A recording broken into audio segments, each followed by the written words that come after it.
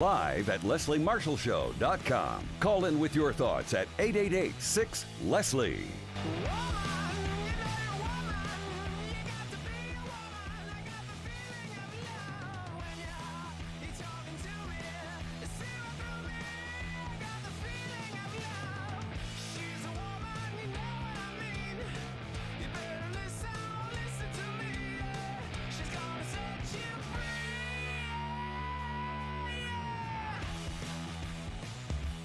Here to set you free. How you doing? I'm Leslie Marshall. Welcome or welcome back. Only true democracy and talk. We thank you for listening to us on radio, on stream, on podcast. And we thank you for watching us on Twitter, LinkedIn Live, Facebook Live, and YouTube Live. Everywhere that you can watch, everywhere you can listen, the Leslie Marshall Show is there.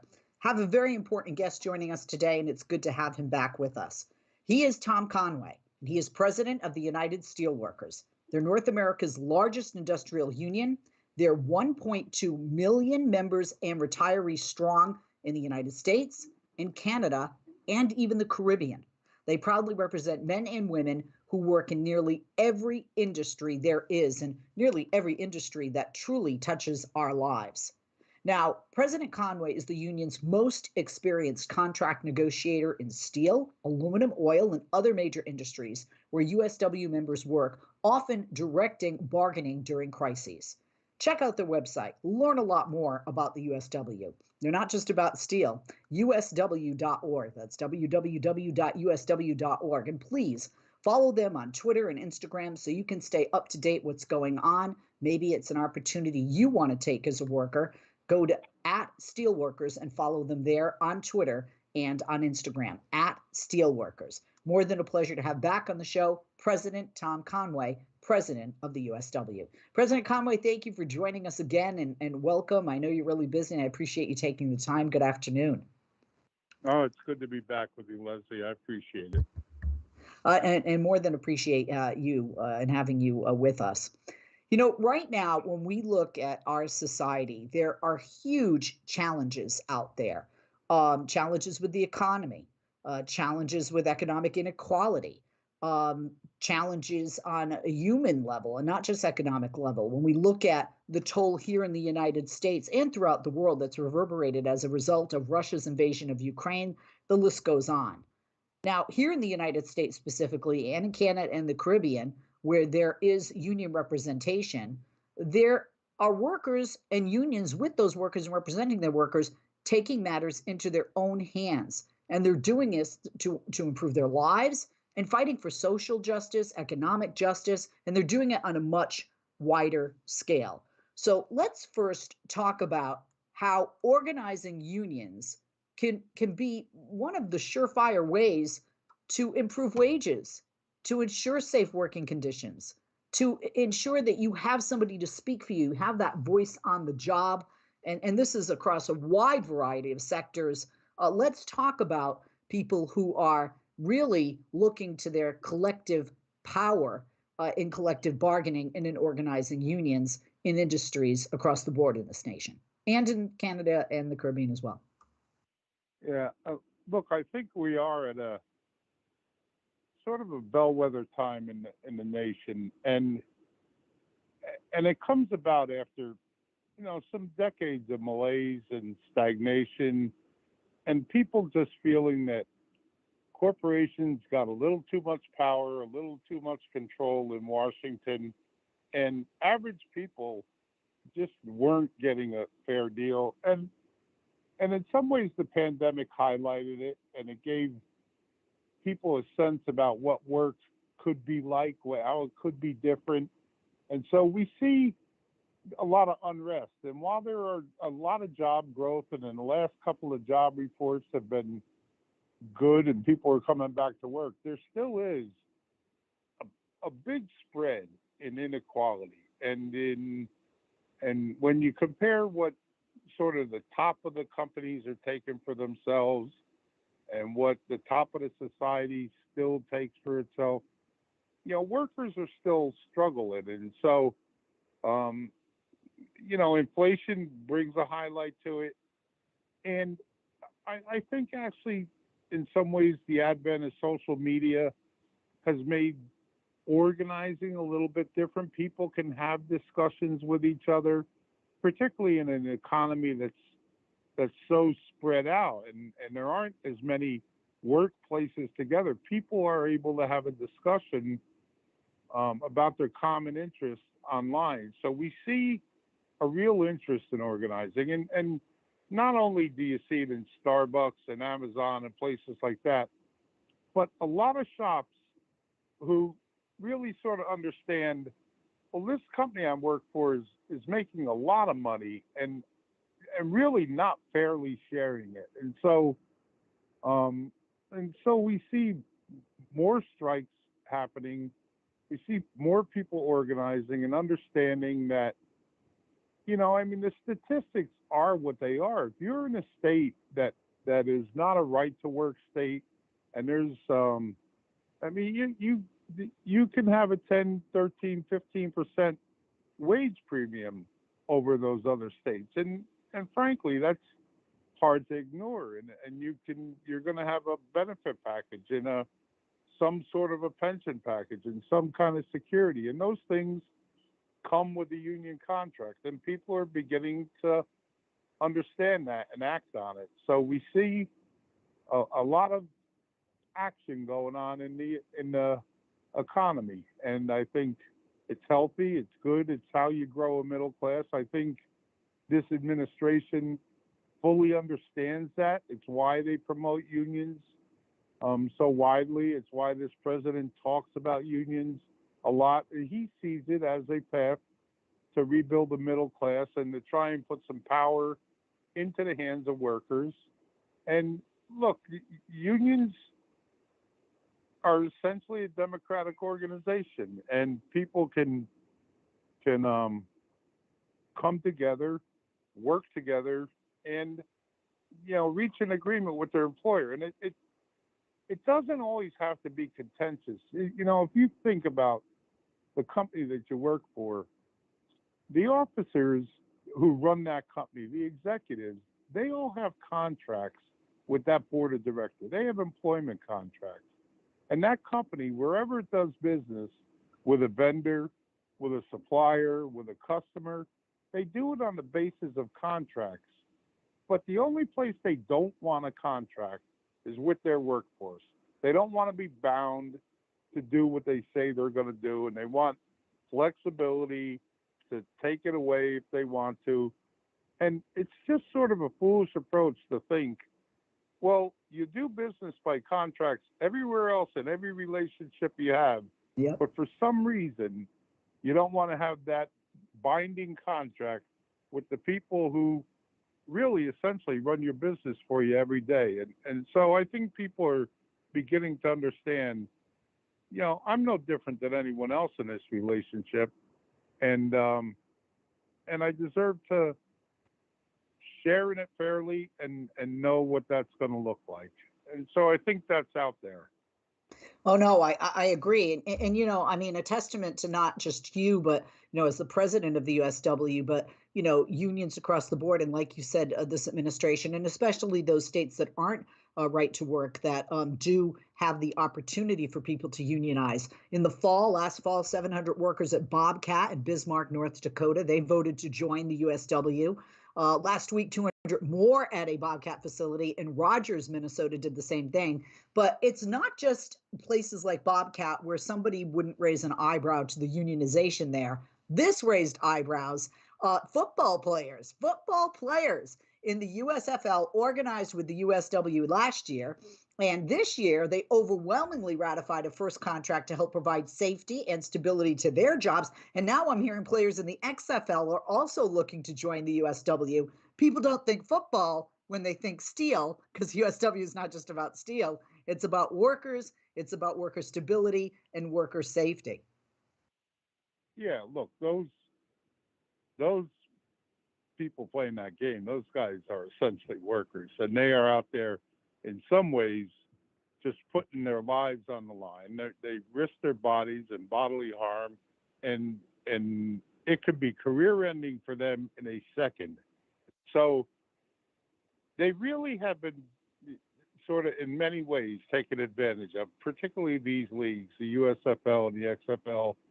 And, you just go out there and hope you don't get hurt. And we've seen this with college athletes over the years when they can lose scholarships. And so, people would be surprised at the little amount of money that they were paid to play in this game. And if you got hurt, you didn't have health care. And if you had to go to spring training, you had to supply your own living expenses. Yep. No one was paying for you to go somewhere else. And so little things like that added up. And, they realized, look, we're going to do this, and we're going to take the risks, and we're going to go out and get hit and hit hard and potentially get hurt. So But somebody we ought has to have to, an so ability somebody has to talk protect the them. other. Apologies for the interruption. We're going to take a quick break. We'll continue our conversation with you, President Conway, President of the United Steelworkers Union. Check them out at their website, usw.org, and follow them on Twitter and Instagram at Steelworkers. Back after this. If you came across someone struggling with hunger, how would you recognize them? By their clothes, their age, the way they speak? Would you notice an 8-year-old girl who's not excited for summer break because she may not be having lunch again until September? Or a single father of 2 who works 3 part-time jobs and still can't put enough food on the table? Or maybe a mother who cleans offices at night? Hoping to find meeting leftovers to take home to her hungry family. Or a war veteran who's having a hard time landing a job and getting back on his feet. I am the one in 8 Americans who struggle with hunger.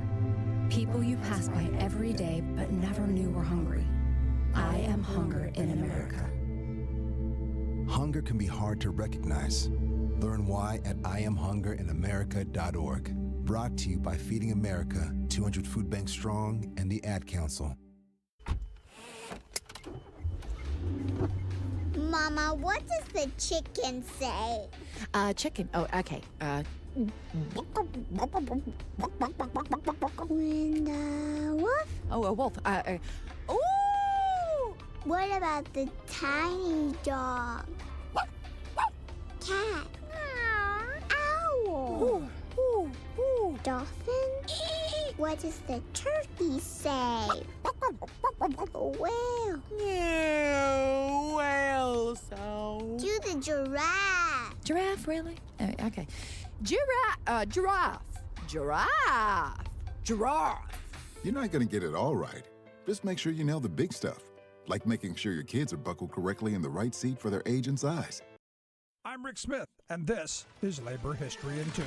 On this day in labor history, the year was 1979. That was the day the 3 Mile Island Unit 2 reactor partially melted down near Middletown, Pennsylvania. A combination of equipment failure and human error has long been attributed as the cause of the meltdown. An initial overheating and reactor shutdown had occurred, but a pressure valve remained stuck open, allowing coolant to escape. Design flaws in control equipment failed to indicate the position of the valve. Workers then mistook the increased pressure as a result of the excess coolant. They shut off the emergency water system that could have cooled the core. Fears of radiation release and hydrogen bubbles led to voluntary evacuations that included over 140,000 residents. Authorities assured the public that the partial meltdown had been contained. President Carter convened a commission to investigate the causes. It concluded that while the operators took inappropriate actions, the training they received was inadequate, as were the procedures they were required to follow. Plant designers Babcock and Wilcox were held responsible for poor design.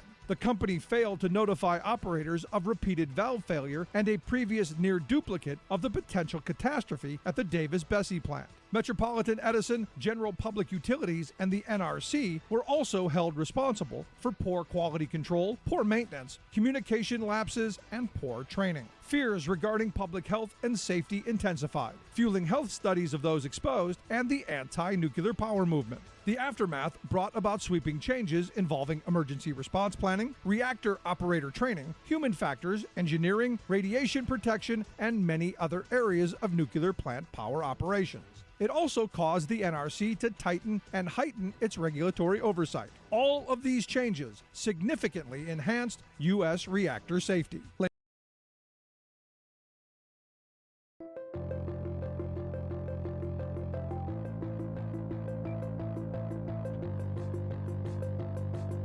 Follow Leslie on Twitter. Just go to www.twitter.com/Leslie Marshall, and we'll be sure to share your tweets.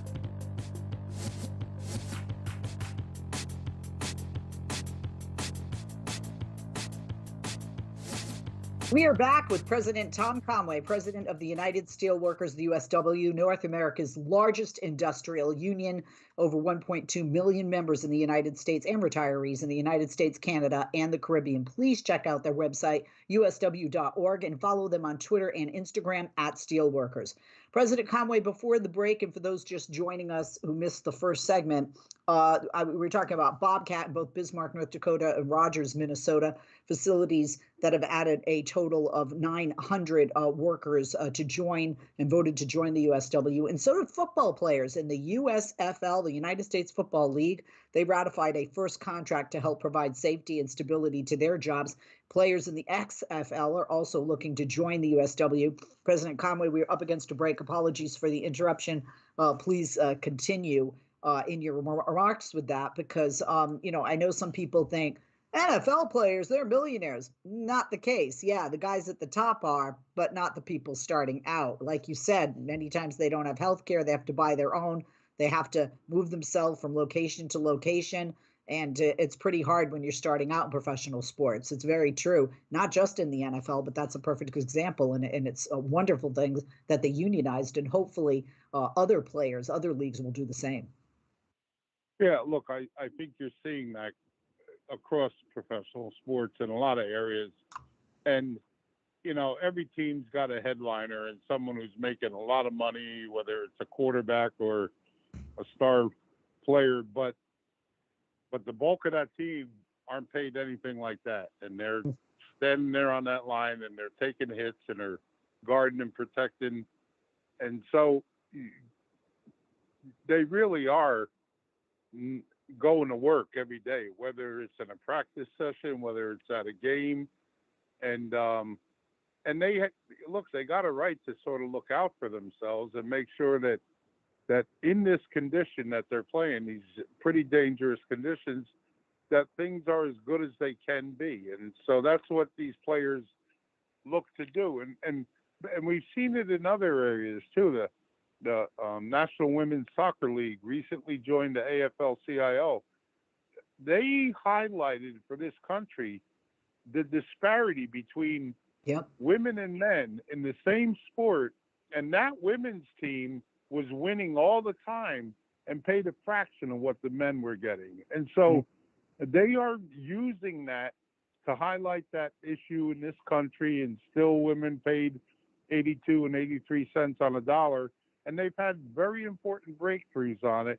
And part of being a bigger organization, part of being part of the AFL-CIO and having a louder voice and a broader place to talk from has been helpful. So we're seeing sports, and it's really a form of entertainment, although very tough, and they understand that. And when their name is used and their image or their likeness, and companies are making a lot of money off of selling their jerseys and using them, they have a right to get some remuneration for that and to play a part in that.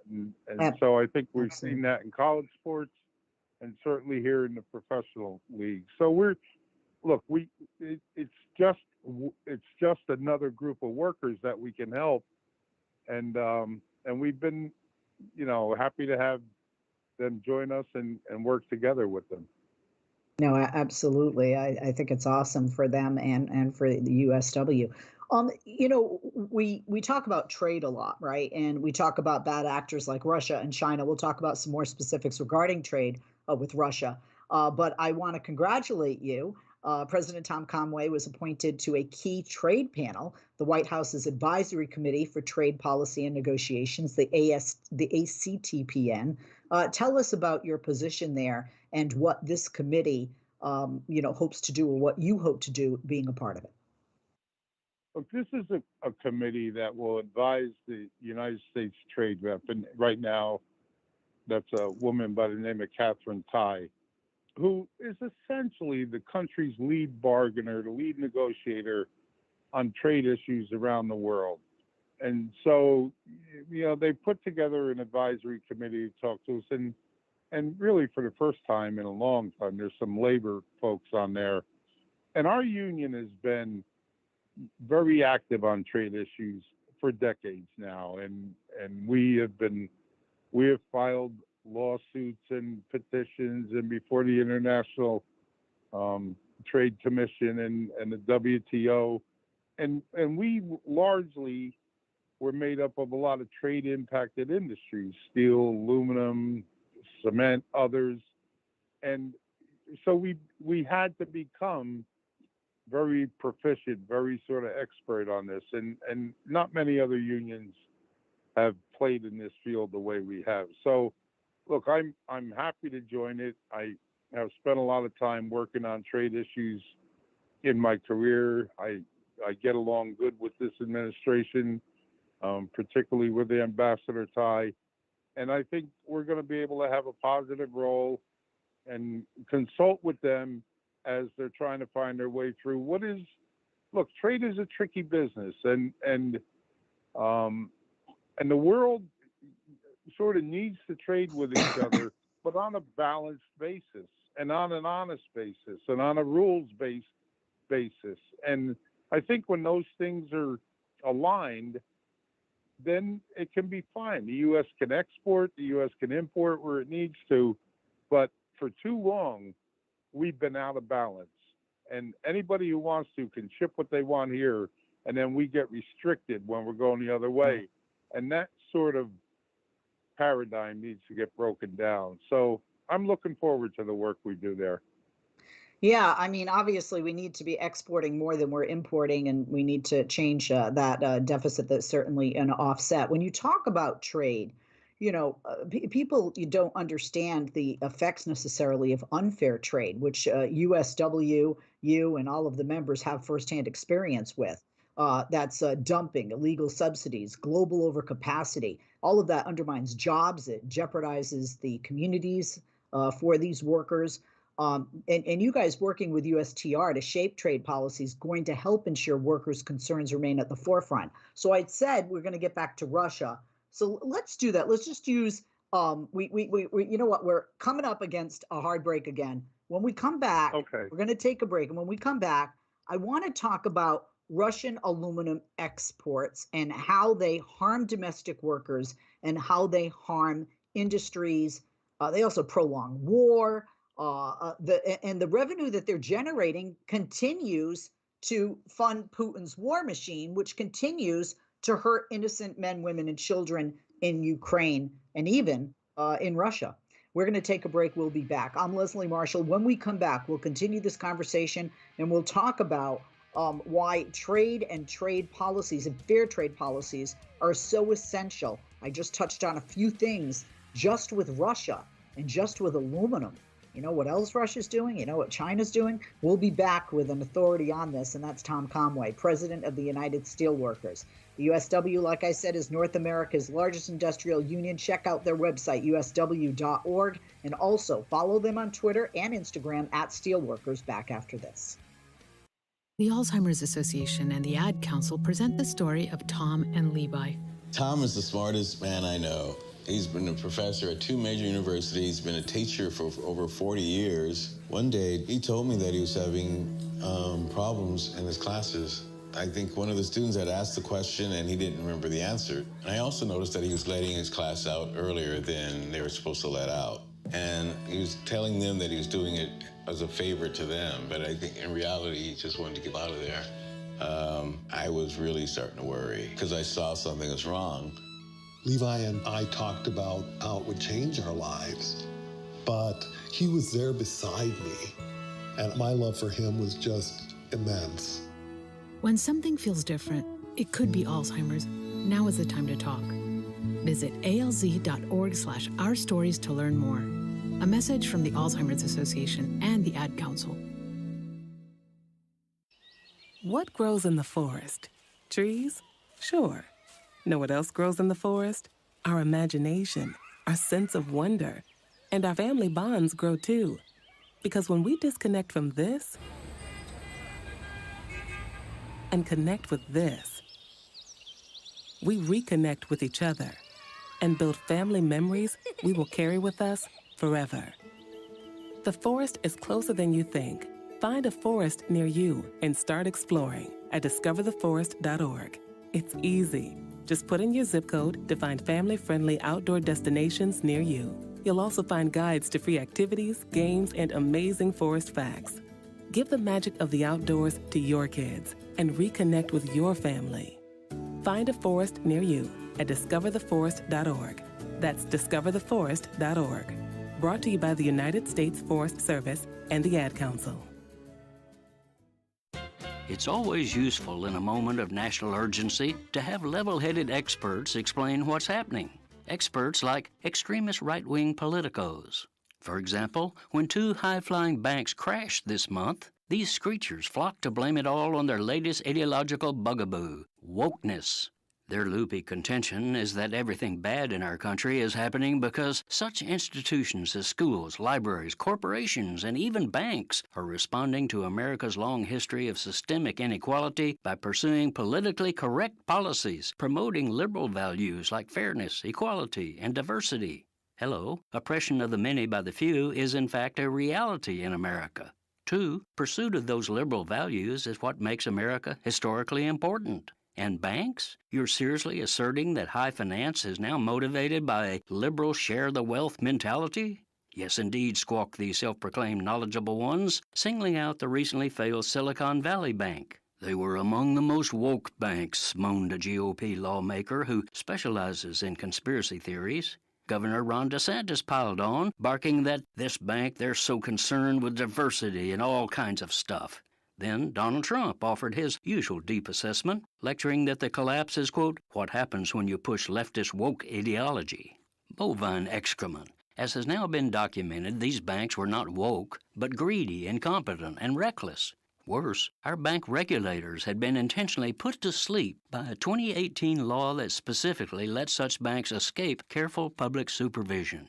Guess what? Trump was the one who initiated this disastrous regulatory exemption. Ron DeSantis cheered and voted for it, and the CEO of Silicon Valley Bank led the lobbying campaign to ram it into law. This is Jim Hightower saying these politicos and profiteers crashed the bank, and now they're trying to put us to sleep with their hokey, anti-woke PR stunt.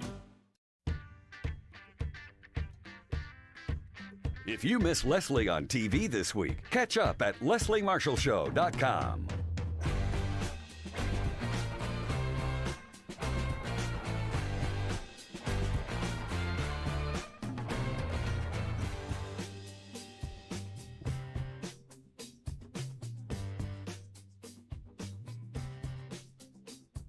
We are back. Welcome back. I'm Leslie Marshall. He is president of the United Steelworkers, the USW, Tom Conway. President Conway, you can find out everything that he and the union is doing, not just here in the United States and Canada and the Caribbean. Go to the website, usw.org, and follow them on Twitter and Instagram at Steelworkers. President Conway, thank you for holding. Welcome back. Let's talk about Russia specifically, because they're definitely one of the bad actors when it comes to trade. And there's so many areas, but just, one I want to touch upon, I've been reading about, and, the USW has just been a plethora of information on this and other trade issues with countries like Russia, for example, and how the aluminum exports not only harm domestic workers, but are harming the industries, also prolonging the war because it's putting money in Putin's pocket. Yeah, look, in order to understand what's happened to the aluminum industry in the U.S., you need to look back a couple of years. But, for many years, the U.S. produced its own aluminum.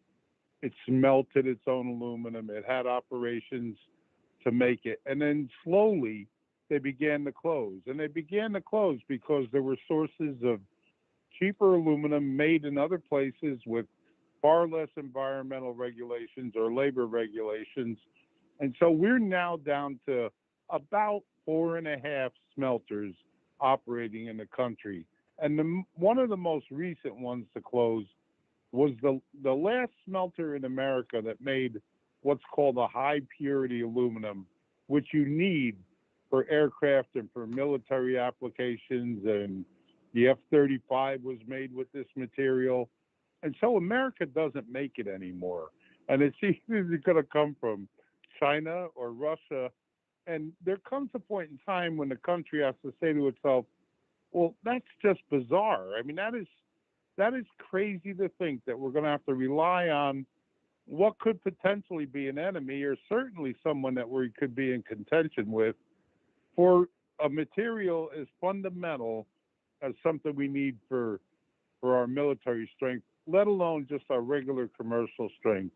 And so the country now is on the cusp of doing a lot of infrastructure rebuild and a lot of electrical grid upgrade and a lot of solar installations. And that's going to require a lot of aluminum, and aluminum that ought to be produced here if it's tax dollar funds that are going to be used to stand those projects up and to get them going. And the Russian aluminum, even since the invasion of the Ukraine, had spiked like 42%. And so, we got with the administration and pushed them hard to say, you have to take a look at this. This can't continue this way. You're just allowing some oligarch who owns a Russian steel company to ship into this market, to make a lot of money, to repatriate that money back to Putin and fund his war effort.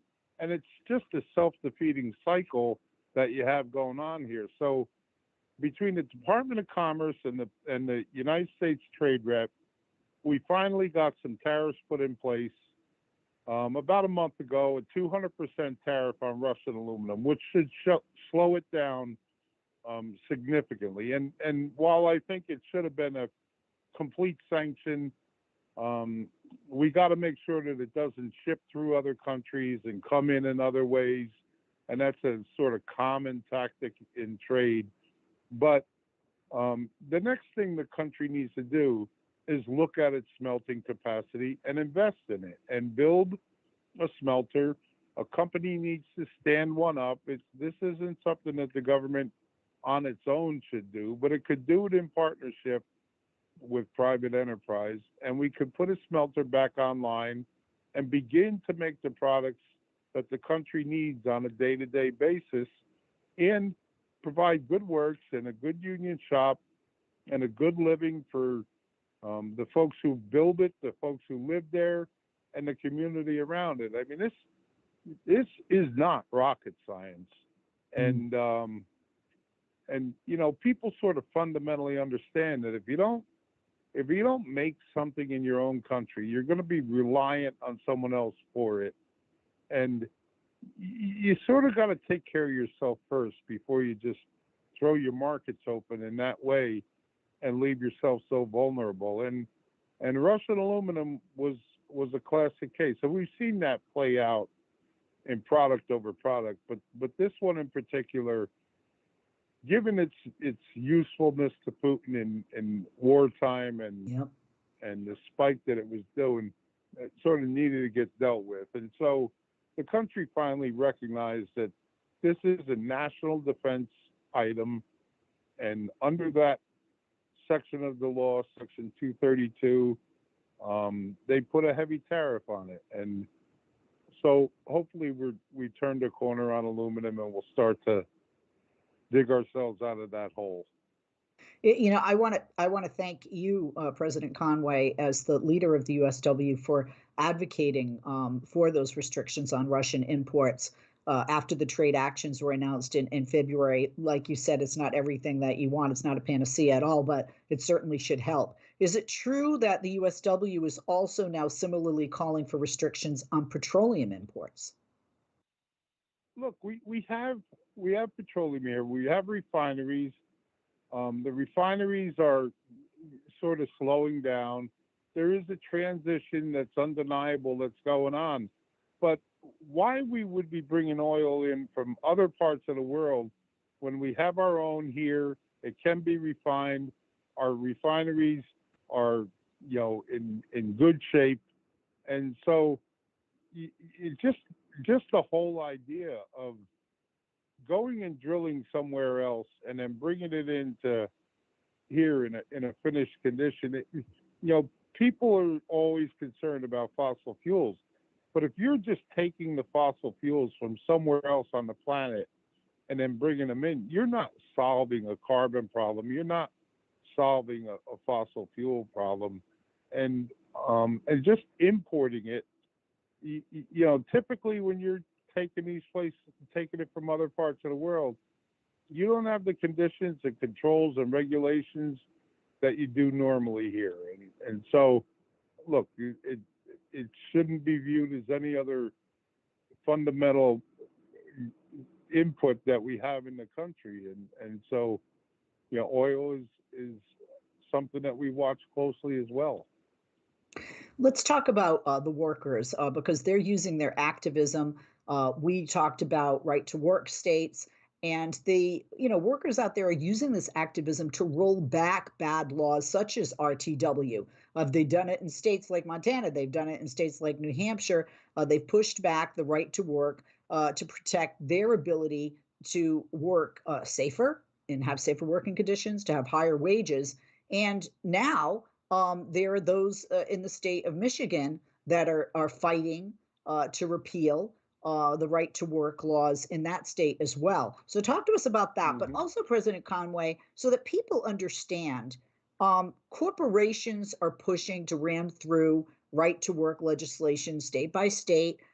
We saw it in 2012 in Michigan and some other states, and Republicans are doing this as well. And so that people understand, corporations write checks. Some corporations write to Democrats, some to Republicans. But doesn't it benefit somebody, whether you're a Democrat or Republican, that your constituency is safer, is healthier, has a better livelihood because they have better pay, they have benefits, and even a pension? I mean, to me, that's a win-win politically. So why aren't Republicans getting on board with this instead of, bending over for the corporations and these right-to-work laws? Well, look, first of all, I think when you sort of wonder why that happens, why is it that a politician doing that? I think it's just a matter of you follow the money and you look at where the financing for their campaigns come from and who they're beholden to, and then the mystery sort of clears itself up. But the whole notion that of right to work is based upon division of workers and sort of pitting workers against each other. And the strength of the workforce to make gains, to do well for itself, is to be able to do it collectively, and for workers to be able to talk to the company that they work for as one voice and do it together and solve their problems together and make their progress together. So companies who are promoting and pushing right to work and politicians who are doing it want to keep that workforce divided and want to keep it from being able to get organized and talk to itself and make that progress. And so that's really the basis of it. And when you look at the right to work states and where it exists, they really have a much worse deal than workers who are able to join a union and make progress for themselves. Absolutely. President well. Conway, hold that thought. I want you to talk when we come back from the break why this right to work is a bad deal, and a bad deal for workers, a bad deal for the states, and a bad deal economically. President Tom Conway, president of the United Steelworkers, is our guest. He'll be back with us in a moment. I hope you will as well. Go to their website in the meantime, usw.org, during the break, and take that time to follow them on Twitter and Instagram at Steelworkers. I'm Leslie Marshall, back right after this. There are a ton of social networking websites, but one stands apart for a very special reason. This one saves lives. It's MatchingDonors.com. MatchingDonors.com links organ donors with people in need of kidney and other transplants. In the U.S., 19 people die each day waiting for an organ transplant, most of them for kidneys. If you've ever considered becoming a living organ donor, or if you have someone in need of an organ transplant, visit MatchingDonors.com. Home of the greatest gift of all, the gift of life. MatchingDonors.com. Whoa, a new digital music player. Thanks, Mom. Oh, I'm glad you like it, because I can't wait to toss the big stereo. And now that we got your dad that big HD TV he wanted, we can throw out our old TV too. Hold up. You can't just throw out electronics. Really? They need to be recycled or donated. And how would we do that? It's so easy, Mom. Today, recycling electronics is just as easy as buying them. GreenerGadgets.org has all the info.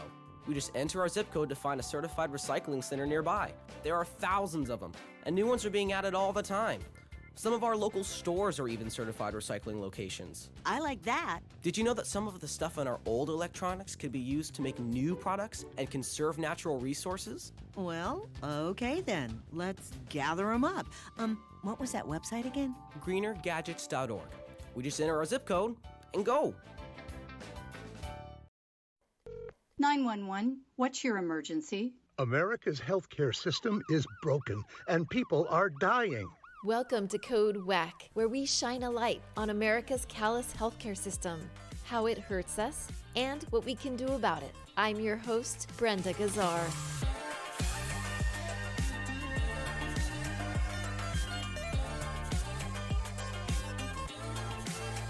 This time on Code WAC. Health insurers in the Medicare Advantage market are under heavy fire. In a letter this month to the head of the Centers for Medicare and Medicaid Services, the American Medical Association decried the burdens of prior authorizations, which requires doctors to get approval from a health insurer before performing a procedure, and how we're all paying more as a result. If a doctor says, I see signs of cancer, I want to give you a PET scan to see if it has spread. It is not, as I understand it, uncommon for a Medicare Advantage plan to say, before you get a PET scan, you're going to need to get an X-ray or a CAT scan, and we won't pay for that PET scan until you've gone through these other hoops. Or if they are willing to pay for the PET scan, you might have to wait 3 weeks or a month in order to get it. And by that time, your cancer could have spread. It's really concerning. And I think here the big issue is that each plan is allowed to have its own prior authorization rules, right? So the physicians and the hospitals complain because they're going through different hoops with each different plan. Get the full Code WAC story on progressivevoices.com and on the PV app. Catch all our episodes by subscribing to Code WAC wherever you find your podcasts. This podcast is powered by Heal California, a nonprofit that uplifts the voices of those fighting for healthcare reform around the country. Until next time, stay healthy.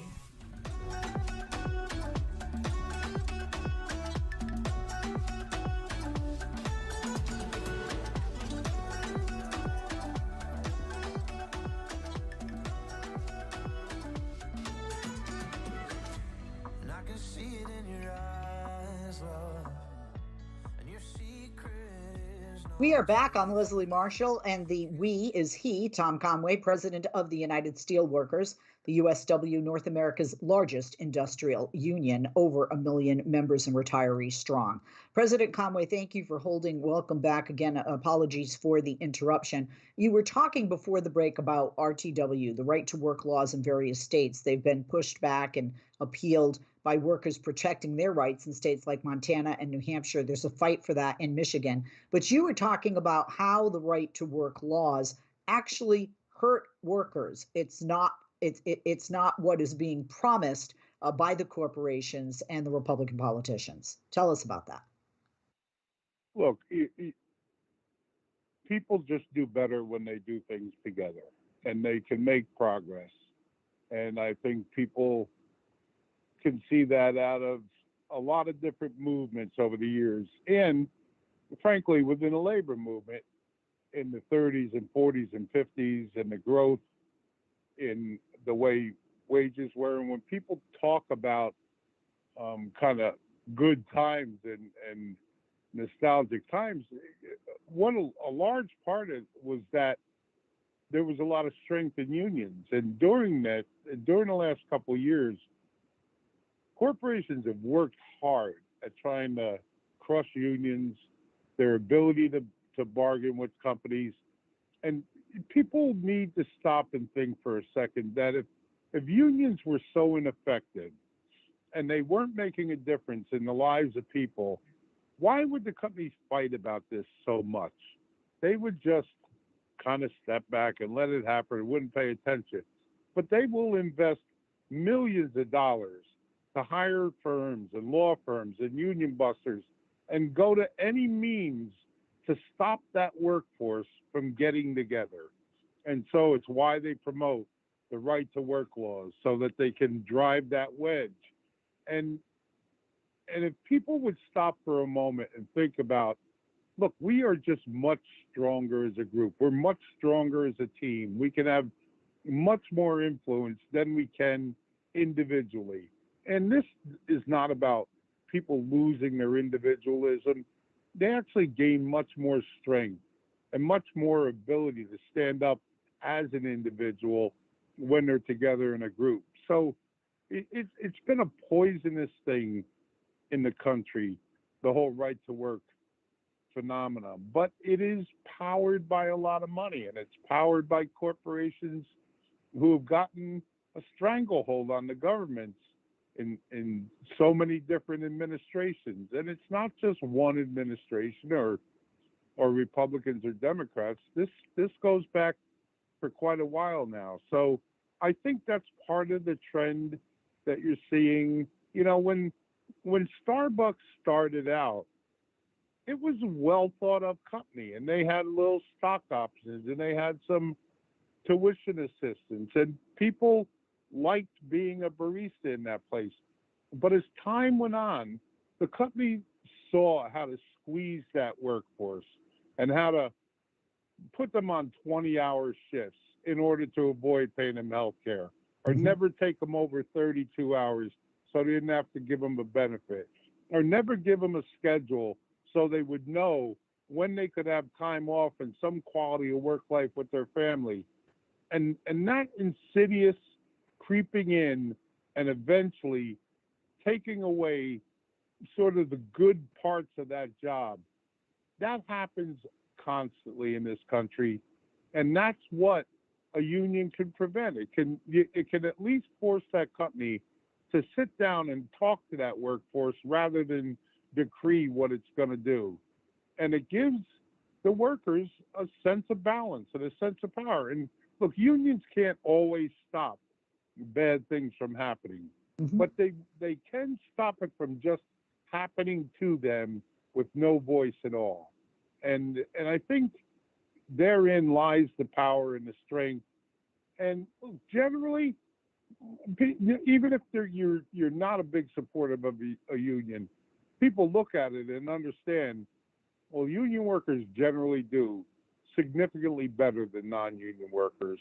And you know, if your goal in life is to take care of yourself and your family and to have a good community and a thriving community and a tax base that's worth something, and you're not always struggling and watching a company just reap benefits and walk away and take care of the top of the company, there's no other way to do it without a strong labor movement and without organizing yourselves and talking to it. And look, not all companies are bad. There are a lot of decent companies out there to work for, and not all labor relations is always contentious, but it can be fair and balanced and be honest and open with each other. And that's the approach that Right to Work looks to strangle and stop it from happening.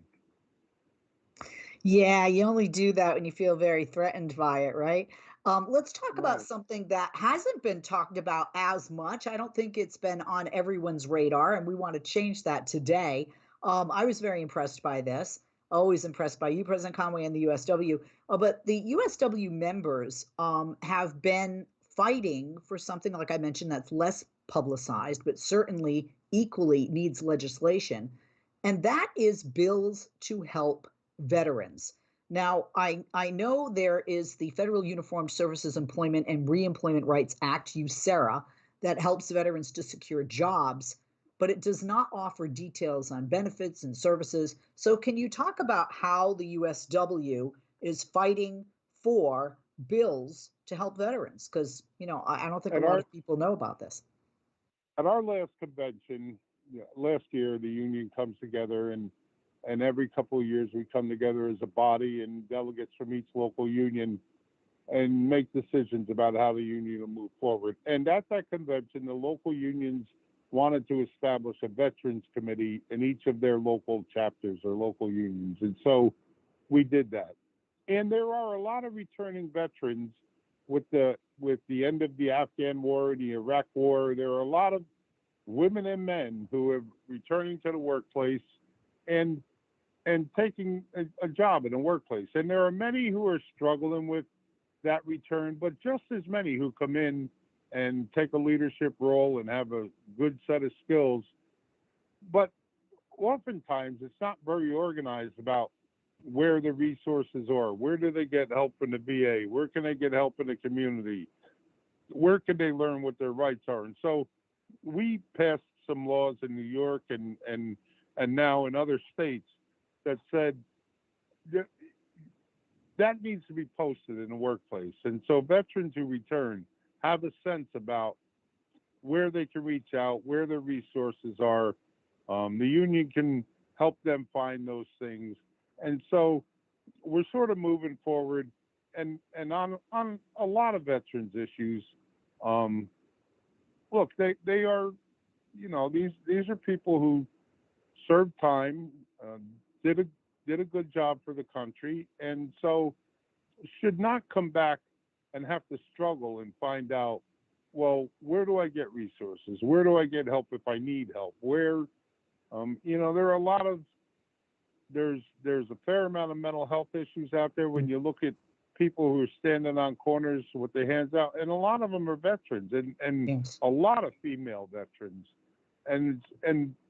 But besides that, there is the veterans population brings with it a trained leadership and a sense of camaraderie and a sense of this collectiveness that I was talking about, and understanding that together we can look out for each other, we can move forward. And so there is a natural tendency for veterans to know that, look, if we do this together, we band together, we have a good chance of succeeding. And so I think, that's not uncommon for the labor movement. We've seen it happen after past conflicts, and I think we're just seeing it happen now. So, we're encouraging our veterans. I served in the military as a younger man, and I think it's a natural place for veterans to find themselves in their union, working inside of it, working in a leadership role, and trying to take care of themselves and their families and communities. And President Conway, thank you for being the president of the union, all you do at the helm and leading the USW. Thank you for what you do for workers. Thank you for what you're doing for veterans. Thank you for your service to our nation, sir. And I just want to remind people of all the great resources that are available to veterans as a result of this. In the state of New York, Governor Kathy Hochul signed her state's veterans bill into law. The USW is working with state legislators in nearly a dozen other states to get similar legislation passed. They're also putting their weight behind the Commitment to Veteran Support and Outreach, the CVSO Act. It would authorize additional resources to expand the work of county veterans, service officers, who are often the best resource on the ground to assist veterans in securing the benefits they've earned. Substance abuse and mental health treatment, crisis lines and contact information for the U.S. Department of Veterans Affairs, veterans driver's license and non-driver identification card designation, educational, workforce and training resources, tax benefits, legal services. The list just goes on. This is an incredible work with the direction of President Tom Conway, our guest today, and the USW, of which he is at the helm. Thank you for being with us, President Conway. Once again, their website to find out more about this. Maybe you're a veteran and you're a union worker. Even if you're not a union worker, check it out. Go to usw.org. On Twitter and Instagram, follow the Steelworkers at Steelworkers. And once again, thank you for being with us, President Conway. Always an honor to have you with us, the leader of the USW. Thank you, Leslie. It's always good to talk to you.